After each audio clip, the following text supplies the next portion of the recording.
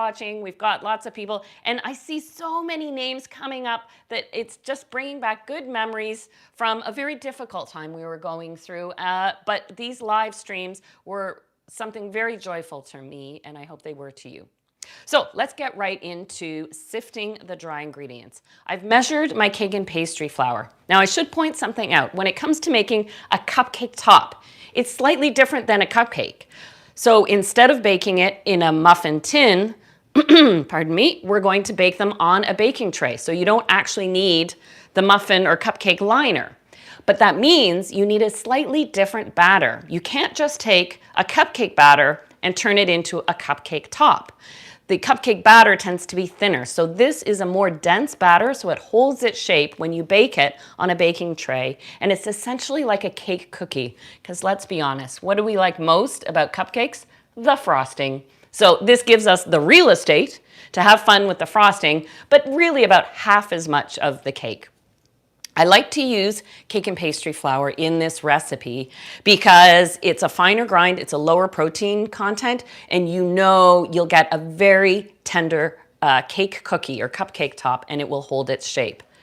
I also sift my sugar, 3/4 of a cup, 150 grams, but you'll see all the measurements. They're just right below me, right there. And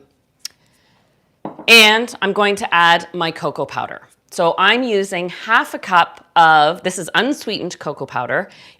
I use Dutch process in this recipe. If you want to use regular, that's absolutely fine. It doesn't change how the cupcake tops bake. And if you're new to baking, it might be surprising for you to, or you might question, well, why do I use Dutch process sometimes and not others? And it's not about quality, it's about the acidity content. Dutch processed means a treatment that removes some of the acidity from the cocoa. It intensifies the color, as you can see. It also intensifies the flavor, but it's a little milder tasting simply because the acidity has been removed. I've got 2 teaspoons of baking powder, half a teaspoon of salt. And how are you doing, Michael? Good. Yeah. Everybody say hello to Michael. I know it's going to just pop up on the feed here right now. Yeah, it's just still Michael and I hanging out at the house, doing our thing. And we're still learning a lot as we go. But we've got a new lighting setup here. We've got a new microphone. So little by little, we're getting better. And as I'm baking along, I'll tell you what I've been up to, because there's a very good reason why I haven't been able to do weekly lives like I was back in the spring. Sort of real life came up and gave me some projects to work on. So I'm just going to finish sifting here. And you can really see it's important to sift. Cake and pastry flour, because it's so fine, will tend to clump. And look at all those little lumps of the cocoa powder. You can push them through. Don't force them through. You can push them through a little bit. But that's why it's so important to sift your dry ingredients. I'm just going to give my station a little tidy up. Because with just 2 of us here, it's us doing everything. So I want to keep it as clean as I can as we go along. I'm going to move this out of the way too. There we go. So the method for making these cupcake tops is called the reverse method. So we've done, I know so many of you have followed me on Oh Yum before. We've made sponge cakes before where you whip eggs and sugar. And we've done cream cakes where you cream butter and sugar and then you alternate the dry and wet ingredients. But these days I find I far prefer this reverse method. The ingredients stay exactly the same, but you start with your dry ingredients as opposed to your butter, and then you cut in your butter, and then you add your liquids at once. And I find it saves on dishes, and it saves on guesswork, and you get a consistent bake every time. So I have 115 grams, half a cup of unsalted butter. It's at room temperature. So we're not making pie dough, we're not making biscuits or scones here. So you want that butter to be soft. And I'm using a mixer with a paddle attachment, but this works perfectly well using electric beaters. And I'm going to work the butter in. I'm going to cut it in, and you will find that there's not a noticeable difference when it comes to what it looks like. But you will see, you don't want to see any pieces of butter as you're working it in. You want that butter to break in and break down a little bit. But once you add the liquid, it will all combine. We're doing well, Michael? All our tech issues are all figured out? Okay. Right now, all I can handle is cupcakes and cupcake tops and some inspired spooky decorations. Ooh, right now it doesn't look like much. Let's take some questions. How about that while I'm letting this work in? Oh, what's my channel's name? That's a good question. It's called Oh Yum, and you're on it right now. So if you subscribe, you'll find out about all my upcoming videos. I've got a steady release of a number of series. You'll find classic bake recipes coming out. You'll find new recipes from my brand new series, Anna's Occasions, coming out, plus a baking day video podcast where I have guests and we bake the same recipe together in our different kitchens. So lots to come back to. Oh, Jacob, how's it going with COVID here in Canada? Well, it's still here, and we're being very cautious, and we're taking care. We're trying to take care of each other, but it's here, and we're just very, very aware, and hopefully we'll respond. And like everybody, we're just going to do our part, right? So thank you for that question. Oh, I'm glad you like my costume. Thank you. Hello from Bulgaria. I've been to Bulgaria, just Sofia, and it was a very short visit, but absolutely love the food. Shopska salad goes with everything. It's absolutely amazing. Huda's just joining us, so it's a good opportunity for me to recap that we are making spooky frosted chocolate cupcake tops. And in perfect time, the butter has worked into the dry ingredients. And it's not an exciting zoom in, Michael, as you're zooming in, but you can see it's a little more crumbly looking, but there's no dramatic difference. And that's quite plainly because the sugar is in here, but it hasn't had any liquid added to it, so it hasn't dissolved. Once we add our liquids, well, you'll be surprised at how this batter completely transforms. So I find to give this cupcake batter a little lift, because of course we don't have the cupcake liner to rely on to hold its shape, I use sour cream, where say a cupcake cake recipe would use just liquid milk or buttermilk in its place. So this is half a cup or 125 ml of full fat sour cream. I've got 2 tablespoons of milk, 2 large eggs, and a little bit of vanilla, and I'll give that a little whisk just to combine everything. So if you're baking along with me, are you at this point now, whether you're using electric beaters, did you have to pull out your cloth and wipe down your table a little bit? I find whenever there's cocoa powder, poof, it's just what happens. Magic, we're creating potions here. There we go. And a reminder that you want to use full fat sour cream if you're baking, not non-fat or low fat. You could use full-fat Greek yogurt in its place, though, as an option. So I add my wet ingredients all at once.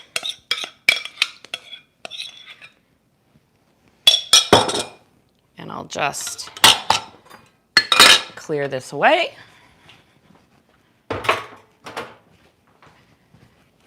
And now first you start on low speed just to start blending things in. And it's going to look very dry at first, and you'll think, hey, what's happening? But once that liquid comes in contact with the sugar, all of a sudden it's going to smooth out. So it almost looks like a cookie dough at this point, but now you can increase the speed, and we're just going to let it mix for about 1 minute to 90 seconds. And it's starting to transform. It's turning fluffier as the ingredients are combining and that sugar is liquefying a little bit, and you'll find it all of a sudden turns a little lighter in color as well.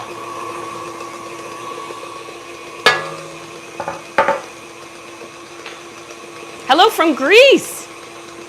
Oh, Sebas says he likes the pumpkin. I don't know if you can zoom on the pumpkin. That's kind of my go-to look. I always go for it. So TJ, who is vegan, will appreciate that the pumpkin, even the pumpkin, is still vegan, even though he's having a little lively snack there.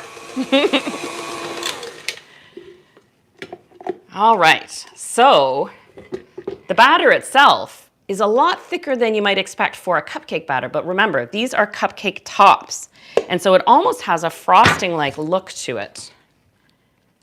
This recipe makes 2.5 dozen cupcake tops. So where, if you take my latest book, I'm trying to be modest with portions, you know, we're entertaining a lot less.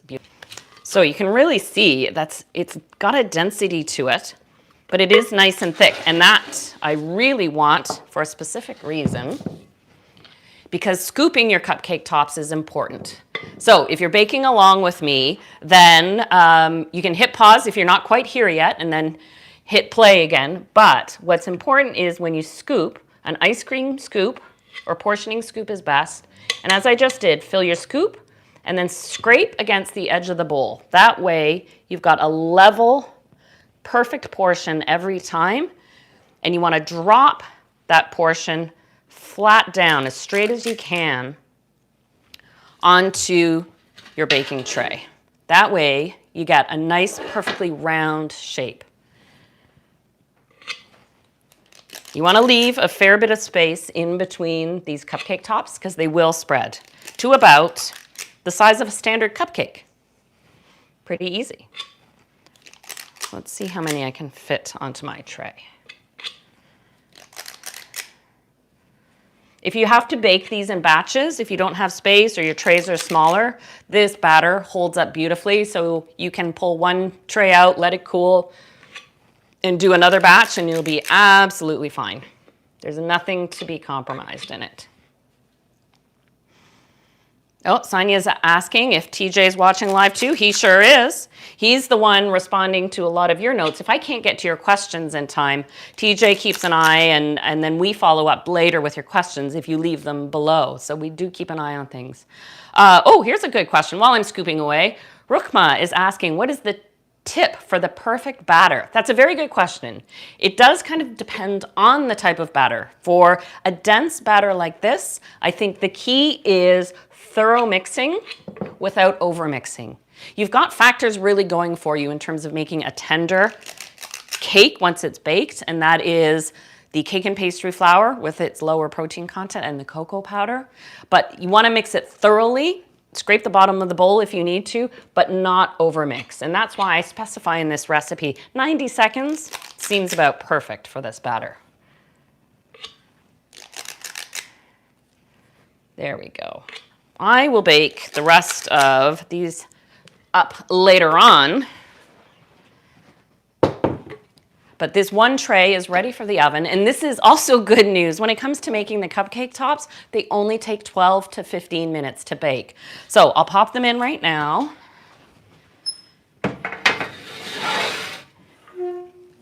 And you will get to see these in real time come out.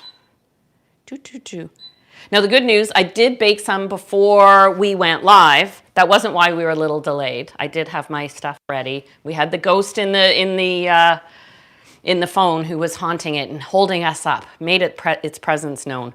But you will see these come out, and they do take about, I find, a good 15 minutes to cool. So I made some ahead of time. That way we can get to the fun part, and that's the frosting. So they look like just a little cookie, but when you lift them, you realize how light they are, and they're simple, moist, and cakey, and lovely, and just perfect for, of course, cupcake buttercream, and that's what we're gonna do next. I'm gonna set that one aside, and I've got my mixing bowl. Now, you'll find the recipe says to make a double batch, because the recipe that I have provided for you below this actual screen, you know where the button says see more? If you click on that, up comes the full recipe, including every method step. So you can even print it off if you tend to make a mess in the kitchen and you don't want to have your laptop in place, and bake from it. That recipe is perfect for frosting 12 cupcakes, but of course, because we get over 2 dozen in this recipe, you can double the recipe. I've already made and colored some frosting, so I'm going to do a single batch just to show you. So it starts with 1 cup, so 225 grams of unsalted butter at room temperature. And the reason I use unsalted when I'm making frostings especially, I mean, you know me, right? You know I love unsalted butter because that way I'm in charge of the salt. And I find brands can vary, and some can be quite salty, which is delicious on my toast in the morning. But if I'm making a frosting, I find it can overwhelm sometimes. So I prefer to add a little salt if I need to. And I like the freshness and sweetness of unsalted butter. And I'm just going to beat this just to smooth it out before I add the icing sugar. Now, you will find in baking day quite a few substitution and dietary replacements if you need to. So if you'd like to make a vegan version, I include the notes on how to do that. If you need to make a gluten-free recipe or version of it, I will tell you how to do that, only if I have tested it and know it works with certainty. So you'll find within my books that gluten-free items are flagged, vegetarian and vegan items are flagged, and those have been verified. So you can count on that. If ingredients, you need to switch out some of your ingredients. All right, I've got some smooth unsalted butter here. Oh, here's some questions. Why don't we take a second here? European butter. This is from LC Tree. European butter has more fat than American butter. Is that my general assessment? 100% yes. Canadian butter, I can't speak to what American butter is, but I know Canadian butter is about 80% butter fat, where European butter is typically 82. And if you want a really interesting exercise in how to make European-style croissants using Canadian butter, you have to check out my Oh Yum 101 live croissant method, because I go through even the equation of how to figure that out. So that was a very good question to ask. Now this is a cupcake buttercream, sometimes called an American buttercream. It's the simplest in the buttercream family. It's sweet, it's fluffy, it's simple, and it's made for cupcakes. And it really is just made of butter, icing sugar, milk, and a little bit of vanilla. So I need, for my 1 cup of butter, I need 4 cups of icing sugar, ultimately about 500 grams. So I'm gonna add half of that now. Low speed when you add that icing sugar, or I will actually look like a ghost. And I'll let that combine, then I'll add the rest of the icing sugar. Now this is something, it's amazing. I've been developing recipes and writing, and you've been such amazing, amazing fans for so many years. Some of you are new to discovering me. Some of you, I know who you are, have followed me for decades. I've been on TV and through YouTube for a long, long time now. And things change. Trends evolve, dietary concerns change. We want to see new things. And simple things like the way I make a cupcake buttercream has evolved over the years. And I used to add the liquid halfway through combining the butter and the icing sugar. Now I find I get a fluffier and more consistent result if I add my milk at the very end. So once you have that first addition of the icing sugar added, it is not going to look like much. It is not going to be fluffy. Remember the cupcake top batter and how it was kind of dense and looked like this until I added the liquid that liquefied the sugar. Well, the same goes for this cupcake buttercream. You can't just add butter and icing sugar together. You need to have that liquid in there. But I'm going to combine these well first, build in some structure. And I think that's what I have found has changed. I'm stepping away because there's a bit of a ghost of icing sugar from days gone by. There we go. Let that calm down. I find the structure you get from beating the icing sugar with the butter before you add the milk really gives it some structure. So when you do add the milk, it comes out fluffier than the way I used to be able to do it before. So that's something to note. And if you're into making this kind of buttercream, I hope you find the same thing too. So now we'll let that combine. I'll be right back.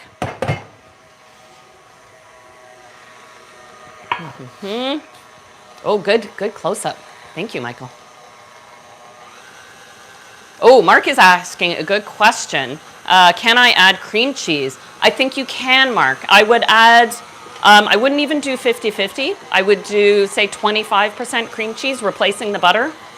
with 25% cream cheese, and you'll give it a nice tang, more of a smoothness. If you add more than that, you're going to lose the ability to have clean piping detail, if that's important to you.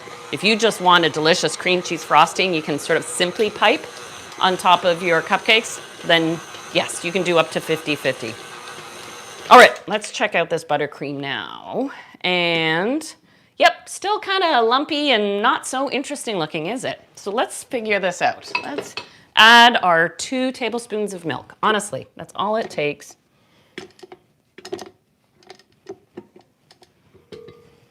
I have it here. This is just 2% milk, partly skimmed, I think you would call it. You could use whole. Don't bother using skim. If you wanted to use, you could use whipping cream. And I'll add 2 teaspoons of vanilla. Here's a question as I'm about to start combining from Lisa. My buttercream's separated. Is my butter maybe too warm? Should I add some cornstarch? Good question. Yes, your butter temperature can really affect your buttercream. And so if you're in a warm climate or a particularly humid climate, what I try and do is not let my butter come fully to room temperature, but I'll pull it out, say, just half an hour before I want to use it. Because this activity of mixing the buttercream also softens up the butter. So you're kind of countering that. So I hope that helps to answer your question.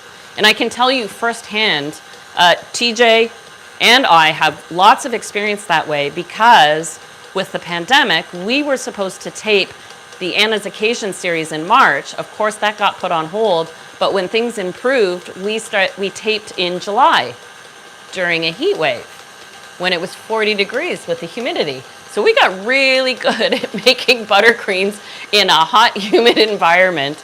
And our days would start earlier and earlier and earlier as we tried to beat the heat. But we got it all done, so I hope you look forward to those episodes launching. There'll be more coming at the end of November, and then through 2021, which is going to be such a great year. Oh my gosh, isn't 2021 going to be amazing? I can't wait. All right. When it comes to your cupcake buttercream, once you add the liquid, you can't overmix it. So you really want to give it a good mix with your electric beaters, if that's what it takes. Whoa, just let it go. Oh yeah, you can see it. Oh, hello, Carlos from Venezuela.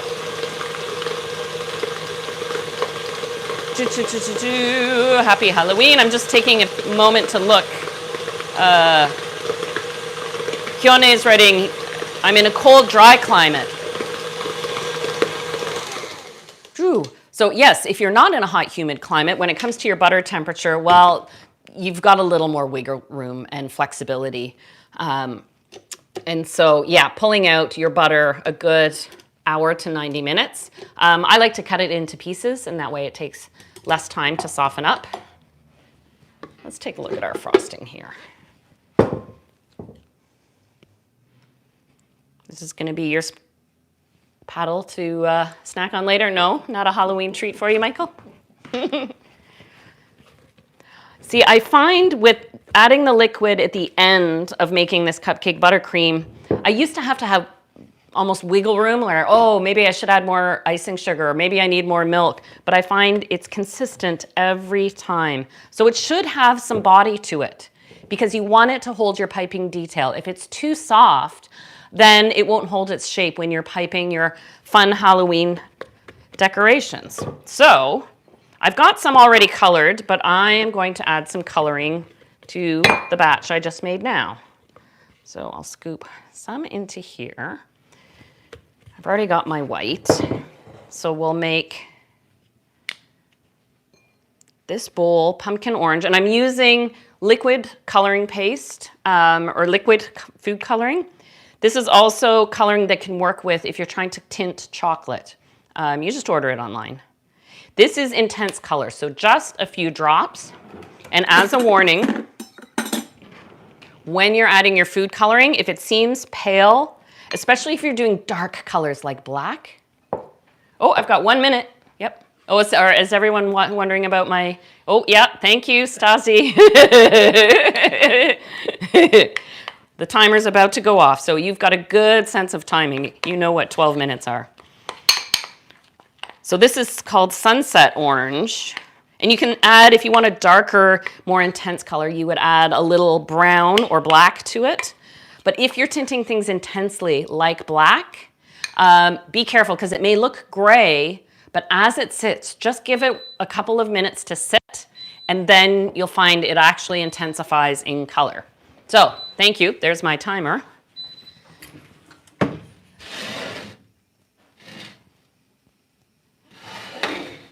I think we're good. So this was 12 minutes at 325. That's 160. I'm not going to hold that too close to my frosting. And you test the doneness like you do a muffin top. You just press the top. If it springs back, you know you're good. So I'm going to let these cool on the tray. Basically, by the time we finish up, they'll cooled enough that I can lift them easily off to finish cooling on my cooling rack. I don't like to let them cool completely on the rack. On the baking tray. If you cool them completely on the baking tray, you might get a little condensation and you lose kind of the bottom layer to the cupcake top. We want nice, clean, intact bottoms to our cupcake tops. That way they're easy to pick up and eat. Yeah, oh, they smell good, don't they? A little bit of chocolate. All right, you know what? I think I can be a little more bold with my orange. It's Halloween. What's the brand name on that food color? Oh, that's a good question. Oh, who wears reading glasses these days? I have to hold it way back. I can't even see. It's called, 1 second. Good Cooking, quite simply, Good Cooking. But yeah, if you just Google it, you can find them online. So I just added 2 drops more, and it really already intensified the color. So that will be perfect for my pumpkins. And here, I'll just make use of this bowl that's already dirty. I'm adding violet for my witches' hats. And I was using this violet for a birthday cake, so I'm almost out of it. There we go. Look at that color, wow. There are also gel or pastes you can use, and you add it with a toothpick. But I find the dropper on these works really well, so you can really control how much you're adding, 1 drop at a time. And then they even have a white food coloring, which can be handy if you're doing something like a mirror glaze with white chocolate, which, while it's called white chocolate, is actually more of a cocoa butter yellow colored. And if you're going to add tinting, you need to neutralize that. Again, this looks more spring appropriate. We need to make this look a little gruesome, so I'm going to add a few more drops. The last few drops. There we go.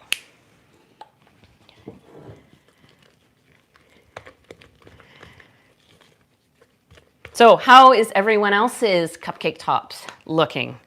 Are they in the oven, coming out of the oven? Are you still scooping? Making a cup of tea? All right. Okay, let's fill our piping bags. I'll talk about the other ones I have filled as well, but for my pumpkins, I'm using a large star tip in a small piping bag, so I'll just spoon that in.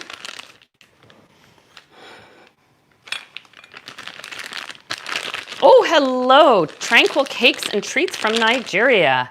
Hello from Colorado. I hope everybody, no matter where you're watching from, I hope you're all doing well, taking care of yourselves. I'm so glad we're taking some time together. It's a difficult time for all of us, but the solace we get from baking is just so important. It can be so soothing and calming, so I think it's very important. Hello to everyone. Hello from Belleville. Woo! That's only about, what, 5 hours away from here? 4. Depends. 4. Oh, and from California. Aw. Oh, sorry, Samani. I see you have to go. Bye. Thanks for joining us. I'm just going to get every little bit of frosting. Lock my tip in place here.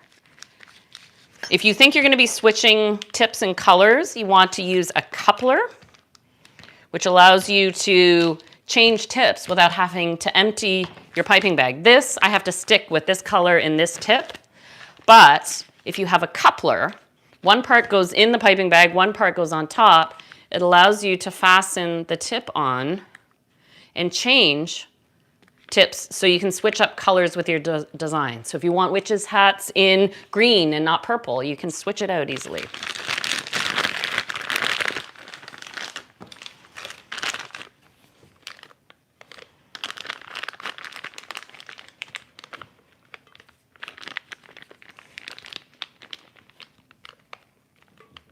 Yes, this purple is definitely one of those colors that will intensify.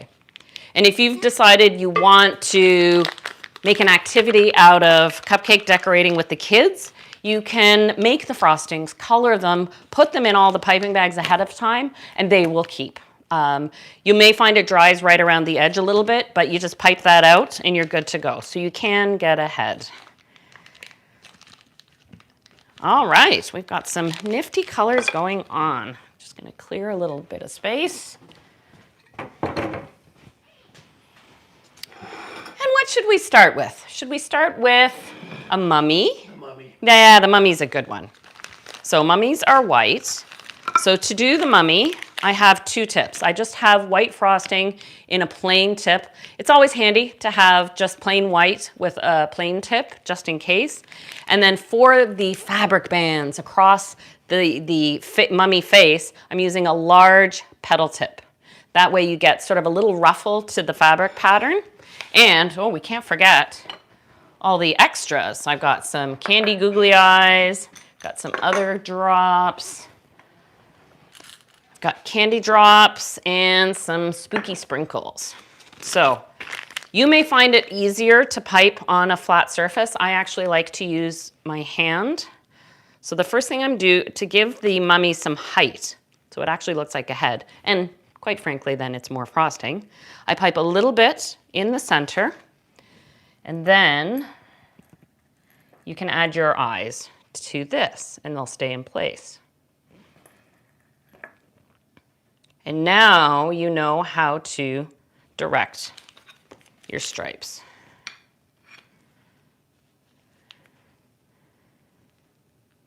You just pipe even stripes and see it creates a bit of a ruffle.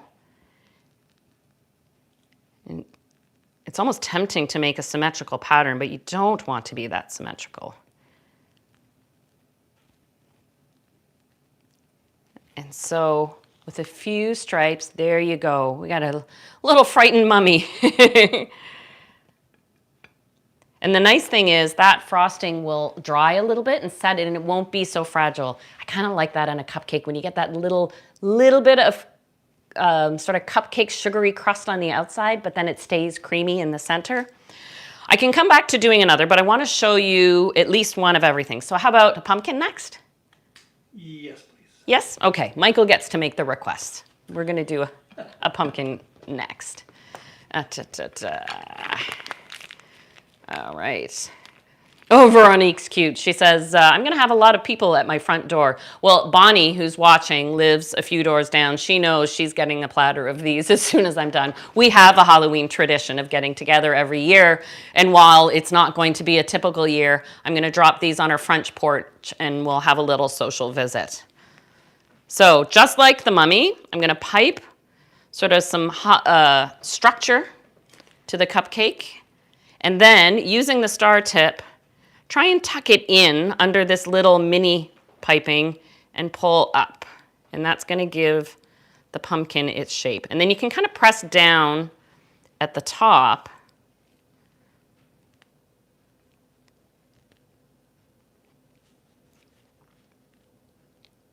And that gives it its pumpkin character.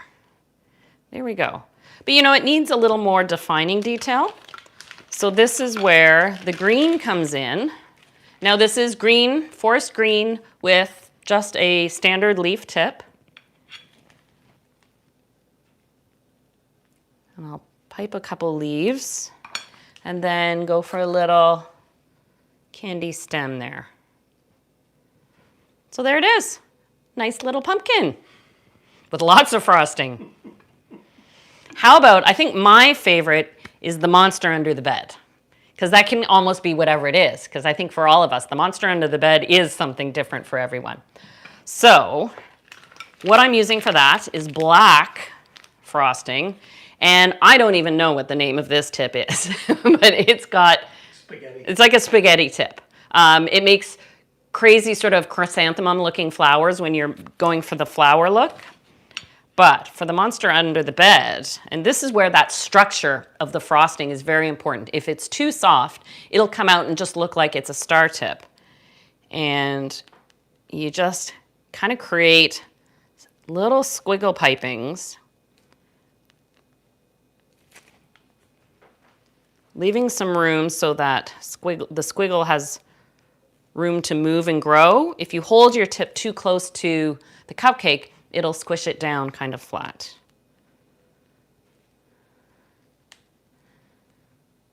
Squiggles. And you're just looking to cover the entire cupcake. If you were to do this using forest green or a lime green color, you can almost do an Oscar the Grouch from Sesame Street if you wanted to.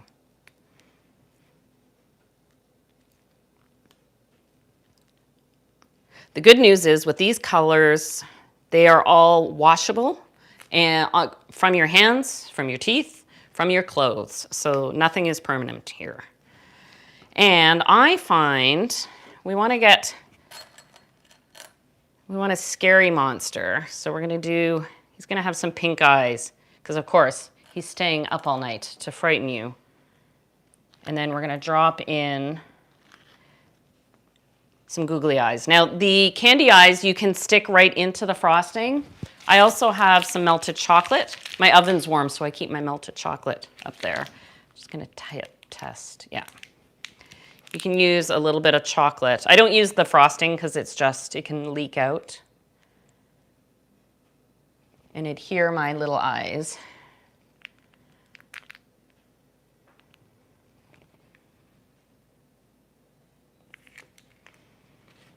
And that's what's hiding under your bed. Ah! These are actually my favorite this season. I always have a favorite of the season. So let's move on to a witch's hat. How about that? Which I think should be purple. But it, of course, can be any color you want. So I've got a plain tip. It's a medium plain tip. So it is a bit smaller than the one I have for the mummies. And you want to start in the middle, and just like you're piping a plain cupcake, but I'm going to spiral really high up. So another reason why you want a buttercream with some body to it, like that. And I took a little of my black buttercream, and I'm using a basket weave tip, but I'm going to turn it upside down, so I'm going to show the plain side of it. And the first thing I'm going to do is paint a band around the hat and then part of the rim of the hat. So the band I find I have to do in 3 moves just to get it around the cupcake. Oh, we've got lots of people hanging on. That's great. I still have to show you my eerie floral cupcakes. And then you're off to the races. So once you've got that band, for the brim of the hat, you can get creative. I find just doing a slight back move allows you to overlap a little bit and you don't see the seams. So that's okay. I'm gonna just, come on, here we go. Ooh, that's kind of got a nice witchy curve to it. But let's add some detail to it. This hat needs a little accent.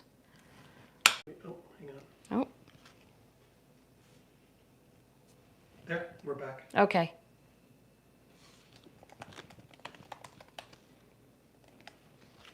I just wrote a note to tell everyone, we're back. Oh, I'm reloading. Yep, we're coming back. It's the ghost. The ghost is back. I think we're still...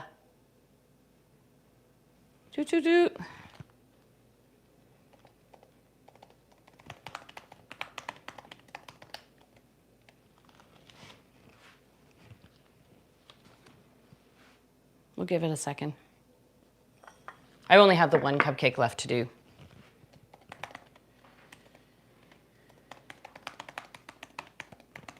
Question about storing them. Yeah.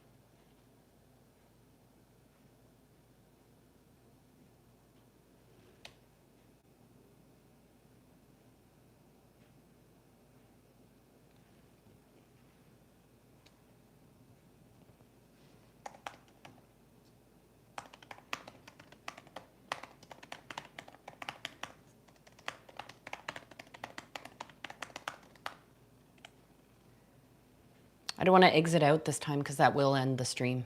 It's working. It is working. I'm frozen. Am I back? Yeah. Oh, I'm back. All right. So everyone can see me? I'm going to reload my screen because I think that's maybe what's happening. All right. Okay, we're good. Sorry about that. Here I am typing nice notes to you thinking you can't see me, but now you can see me. So just as well, so just to recap, we had a great question in the thread, and that was how to store your cupcakes. I like to let them air dry for a good 1 to 2 hours because they will then be less fragile. Then you can loosely cover them. They will keep at room temperature for a day. If you live in a hot climate or you want to keep them longer for a day, then you can put them in the fridge and they stay fresh for up to 3 days. I find it's a nice moist cupcake, and the buttercream actually keeps it nice. Okay, so now for the last one, before I break, and we'll pick up anything, I'd love to take more of your questions. We're approaching an hour, which is usually, that's our normal. I have to think back to a few months ago when we did it. The lives for the first time. So for an eerie floral decor, so if you want something a little less Halloween centric, but still have that ghostly, eerie feel, to do simple flowers, taking advantage of all these colors.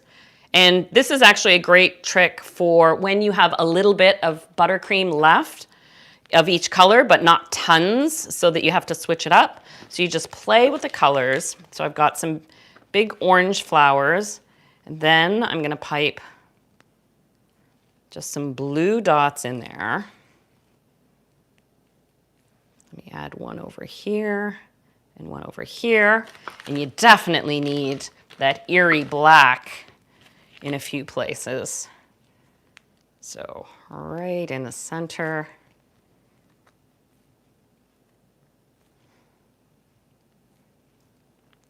Off to the side. This also allows you to use less buttercream, where these, of course, for their character, pile on the buttercream if you want something that's a more even and proportionate layer. I find this is a nice one. And then with that leaf tip, fill in the gaps. So all of a sudden you have this spooky garden look. And then I like to add a little sparkle sprinkle to it. Where's my silver gray? I'll bring it right over here, right on top. And there we go. You have your eerie garden look. So there we have it. That is 5 completely different styles of cupcakes. We've got our witch's hat, our mummy, our pumpkin, our monster under the bed, my personal favorite, hello buddy, and the eerie floral garden. So with a great recipe, because these aren't just about looking good, I want you to have delicious end results so that you feel good about what you've made, and that when you share with others, they feel that same love and are amazed and impressed at what you can do. This has been so great coming back to speak to you live. And don't forget, I have so many more things to look forward to. The next episode of the Baking Day podcast launches this coming Tuesday, and I am featuring Chef Ili Suleiman from Malaysia. Everybody in Malaysia is probably asleep right now. But you can look forward to more episodes of the video podcast right here on the OEM channel. There will be more episodes of Anna's Occasions coming back. These are all brand new. Plus, of course, bake episodes that you can just watch over and over and over again. But let's not make these live sessions such a long gap. Can I come back and bake again? Because I think it's going to be holiday baking time. So we'll pick a date. You keep your eye on this channel and I'll alert you. Thank you to everyone for watching. And Bonnie, I'm coming to see you in a little bit. I just have to bundle up. It's cold here in Southern Ontario. And to everyone around the world, stay safe and happy Halloween. Goodbye, everybody. Actually, I'm going to keep decorating. One more mummy.